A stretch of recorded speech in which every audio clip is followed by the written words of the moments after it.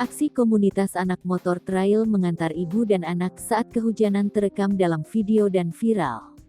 Pemilik video bernama Hari Kuswanto tak sengaja bertemu ibu dan anak yang berjalan kaki di hutan.